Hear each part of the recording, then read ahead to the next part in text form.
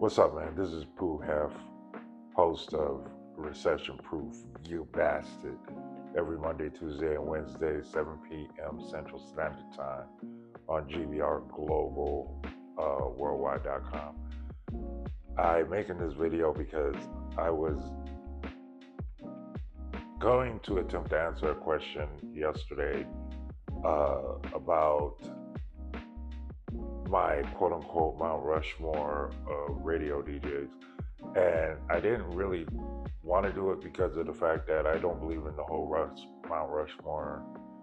You know, hip-hop is subjective, you know what I'm saying? Like, I can have a top 5 every other week, and that's just my call, and I don't really do it.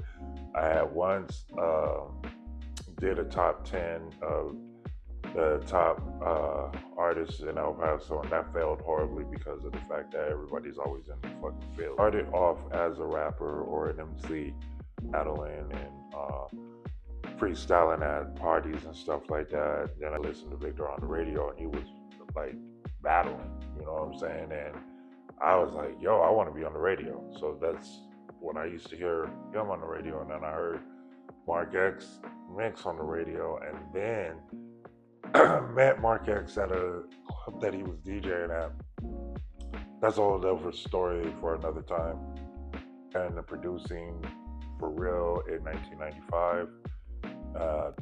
Thanks to Tony Duenas, I learned how to properly produce a song and stuff like that. So I thought being in a group and doing production for folks would be my end game. Wrong. DJ Mark X gets on the radio in '99 after winning the DJ battle. We were sitting in the studio. It was only me, Mark, and Tony Duenas. And Mark was like, yo, you should try to get on the radio. And I was kind of hesitant because I was like, I don't know about all that.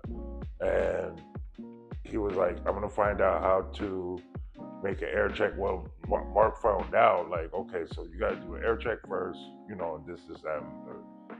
So we professionally made an air check. Mark, like, snatched all these liners from Power 102, and, you know, I had to read them, and I kept doing it, I kept doing it, and I kept doing it, and I kept doing it, just to end up being hired at Power 102 as a promotion assistant. I didn't even need to do all that. I was a promotion assistant. And I didn't only work at Power 102, I worked at Power 102 KA. Y96 was the country station. I forgot the rock station's name. And I worked them all. I worked all the events. I did everything. That's what my knowledge of like country music and Sunny 99.9, which was a shout out to Bill Toll. He is one of the GOATs that actually gave me some really, really free game, along with a lot of other people that worked at the building. But I'm giving you that just to give you where I am going to actually name my Mount Rushmore of radio DJs, because I was asked that. So I got 4 in an honorable mention. So that means if it was a Mount Rushmore, it'd be 4 motherfuckers right there. Or is it 5? How many people are? Okay, so there's 4. There is 4 people on Mount Rushmore. Okay, there's 4 people on Mount Rushmore. So I'm gonna give you my 4, but I have an honorable mention because I still got 5. I don't know how to change that. Number 1, I want to start off with, and see, I don't think there's no order in this, so I don't want to put it from like 4 to 1 or anything like this. This is an equal base. So I'm gonna start with the first head would be Mad Hatta. Mad Hatta also started as a rapper, and he was a producer as well. So, and he's down here in Houston, Texas, but back in the day when I was in El Paso, he was on the radio. And I was like, yo, so I can do this, you know? So Mad Hatta was one of the reasons why I felt I can do music and do radio at the same time, because he was doing it. And I thought, oh man, this is this is dope. I would be in Houston. I would listen to him. And, everybody knew who Mad Hatter was. It was like Mad Hatter and like Greene, all these other, Def Jam Blaster and all these, on the radio, but they all did music. Number 2, I am going to go with P.D. Greene. Yes, DMV stand up. Yes, P.D. Greene is why I studied him when I first got my opportunity to do a radio show.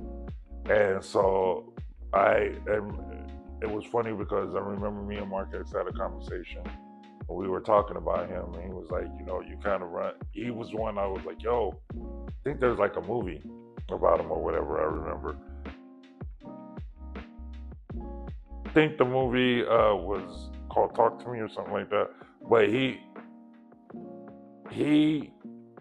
was the framework of what my first radio show was, which was called The Show, with Weddle and DJ Matronics, then later on DJ Mark X.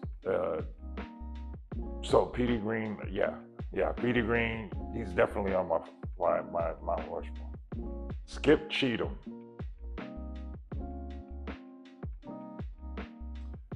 Morning show DJ that was on K104 back when I lived in Dallas. He just was that dude, even though wasn't he in that one movie, that dancing movie? Oh, fuck that, I didn't want to be that, but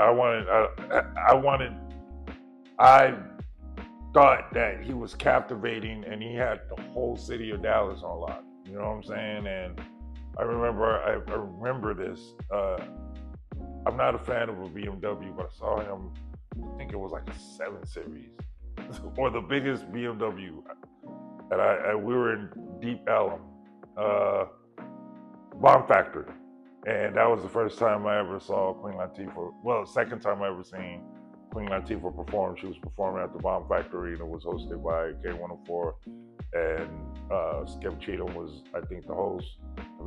I only met him once, but he was I just loved his swag about his whole.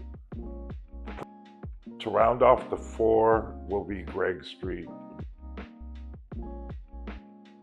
Very important piece of my career. I used to follow him around, carry his records, all that stuff when he was at K104 also in Dallas. And that's when he had this, it's 6 o'clock, it's time for Street to Rock. That's what caused me to have an intro on all my radio shows, was because of Greg Street. Thank you, Greg Street, I appreciate it. Honorable mention goes to Big Tigga. Big Tigga is my dude. That's that dude right there. Radio DJ extraordinaire. And what made him dope is he was able to transition from, the MC element all the way to radio and TV, and had that most iconic show, Rap City The Basement, man. Iconic. That's my top 5. But my Mount Rushmore is Mad Hatter, P.D. Greene, Skip Cheatum, and Greg Street.